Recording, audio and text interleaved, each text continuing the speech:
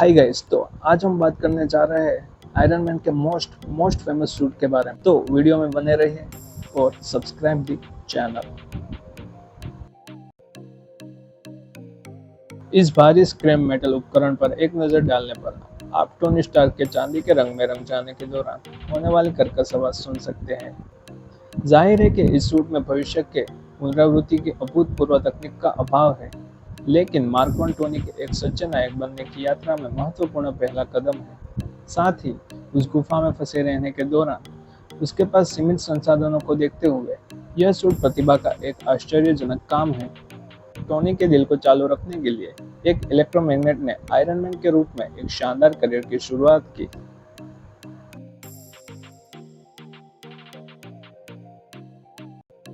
बेशक प्रतिभा को हमेशा बेहतर बनाया जा सकता है और धातु को हमेशा चमकाकर एकदम नया बनाया जा सकता है। टोनी के घर लौटने के बाद वह अपने शुरुआती आयरन मैन सूट डिजाइन को फिर से देखता है और इस आकर्षक ऑल सिल्वर सूट को तैयार करता है। यह अपने पूरे सिल्वर रंग के कारण आयरन मैन सूट के भविष्य के संस्करणों से अलग दिखता है, लेकिन बेहद चमकदार बाहरी और पॉलिश प्लेट टोनी के अंदर वीरता के लिए जन्मजात प्रतिभा को दर्शाती है। आखिरकार अगर आप $1 मिलियन खर्च करने वाले हैं तो आपको $1 मिलियन की तरह दिखना होगा। मार्क टू सूट टोनी के बढ़ते हॉल ऑफ आर्मर में शामिल किए गए सूटों में से एक है, लेकिन यह निश्चित रूप से सांचे को तोड़ने वाला आखिरी आयरन मैन सूट नहीं होगा।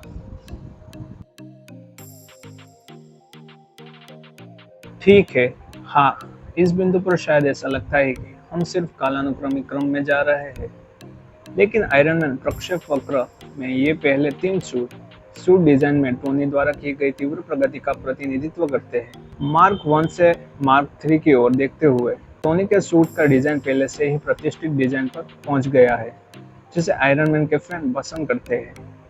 मार्क 3 आयरन मैन सूट की जटिल आंतरिक कार्यप्रणाली को कवर करने के लिए लाल और सोने की प्लेटों का पहला कॉम्बिनेशन है, जबकि चांदी निश्चित रूप से आयरन मैन के डिजाइन में एक अनूठा कदम था। लेकिन इस बात से इनकार नहीं किया जा सकता कि लाल और सोना तुरंत पहचानने योग्य है। यह रंग संयोजन थोड़ा चमकीला है, लेकिन ये टोनी स्टार्क के जीवन जैसे बड़े व्यक्तित्व के अनुरूप भी है। यह उल्लेख करने की आवश्यकता नहीं है कि यह सूट पहली बार है जब टोनी को एहसास हुआ कि रिपल्सर का उपयोग हथियार के रूप में भी किया जा सकता है।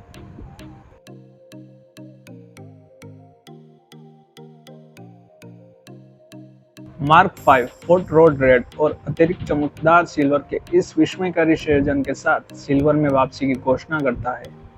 लेकिन इस सूट का मुख्य आकर्षण यह है कि इसे एक आसान सूटकेस बेस में पैक किया जा सकता है। विप्लेश जैसे सुपर विलन के खिलाफ अचानक लड़ाई के लिए एकदम सही।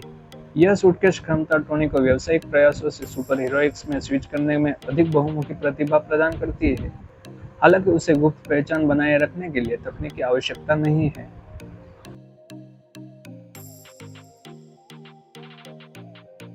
आर्क रिएक्टर आयरन मैन के सूट का केंद्रीय हिस्सा है। यह न केवल सूट के समग्र डिजाइन का केंद्र बिंदु है, बल्कि यह टोनी स्टार्क को जीवित रखने में भी मदद करता है। जब वह 10 रिंग्स द्वारा पकड़ा गया था, तो टोनी को अपने दिल को नुकसान पहुंचाने वाले छर्रों से बचाने के लिए इंसान की मदद की जरूरत थी। अब आर्क रिएक्टर इस काम को पूरा करता है और साथ ही सूट की कार्यक्षमता को भी केंद्रीकृत करता है। संक्षेप में, वह आर्क रिएक्टर समय के साथ पेपर पोर्ट्स और हैप्पी के संयुक्त से भी अधिक काम कर रहा है। जब उसे विप्लेश का सामना करना पड़ता है, तो टोनी मार्क 6 सूट में रखे जाने के लिए एक और भी मजबूत, अधिक कुशल आर्क रिएक्टर बनाता है। बाद में यह नया और बेहतर सूट उसे लोकी को पकड़ने और शील्ड हेलिकैरियर की मरम्मत करने में भी मदद करता है।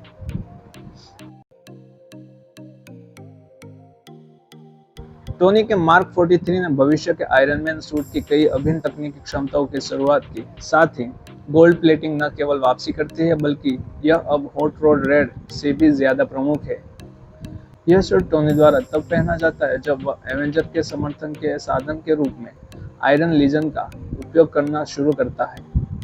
यह उस चरण के रूप में भी महत्वपूर्ण है जिसमें टोनी के सूट में प्रोपल्सन सिस्टम का अधिक व्यापक रूप से उपयोग होने लगता है और साथ ही स्वचालित असेंबली भी इस बिंदु पर टोनी की बाह में प्रत्यारोपित माइक्रोचिप्स द्वारा स्वचालन को नियंत्रित किया जाता है।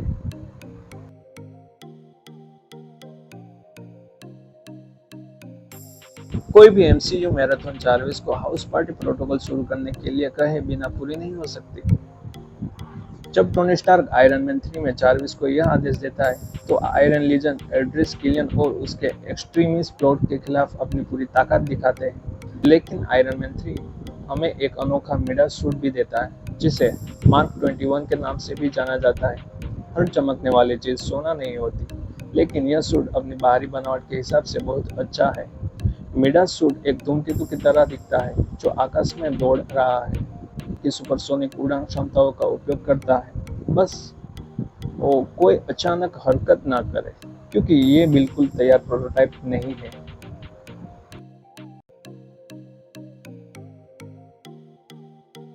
हल्क स्मैश और हल्क बस्टर स्मैश। यह लाल और सुनहरा मेनोलिथ एक आयरन मैन सूट है जो ब्रूस बैनर के गामा रेडिएट अल्टर ईगो को ले सकता है, खासकर जब वह नियंत्रण से बाहर हो।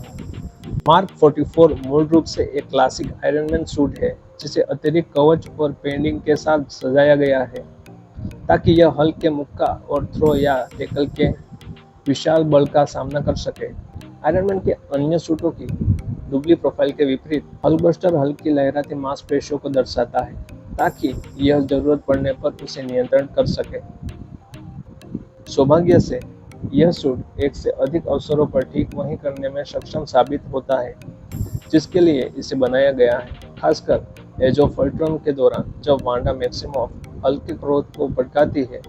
केवल हल्कबस्टर, जिसका कैडनेम वेरोनिका है, ब्रूस बैनर को अस्थायी रूप से पराजित कर सकता है।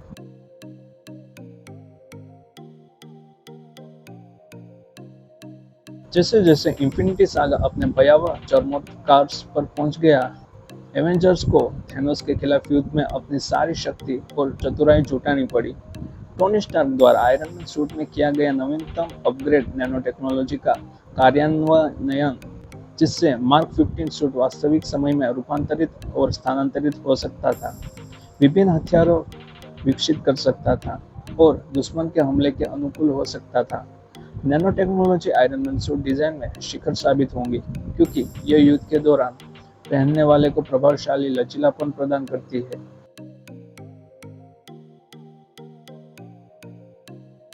अंत में हमारे पास एवेंजर्स एंड गेम में आयरन मैन का सूट मार्क 85 है।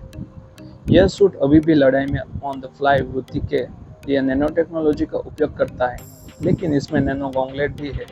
जब टोनी इन्फिनिटी स्टोन्स को सूट में एकीकृत करता है, जबकि एवेंजर और उनके सहयोगी थैनोस के खिलाफ बहादुरी से लड़ते हैं, मेल टाइटन को हराना अभी भी लगभग असंभव है। मार्क 85 आसानी से सबसे प्रतिष्ठित आयरन मैन सूट है क्योंकि यह टोनी स्टार्क को उसके सर्वश्रेष्ठ रूप में दर्शाता है, बहादुर, आविष्कारशील और आश्चर्य रूप से निस्वार्थ। हालांकि कवच थैनोस की ताकतों के प्रभाव से सुलगता है, मार्क 85 टोनी को पूरे ब्रह्मांड में सब कुछ ठीक करने का एक लड़ाई का मौका देता है, भले ही इसकी कीमत किसी की कल्पना से भी अधिक हो। अचानक हम इतना अच्छा महसूस नहीं कर रहे।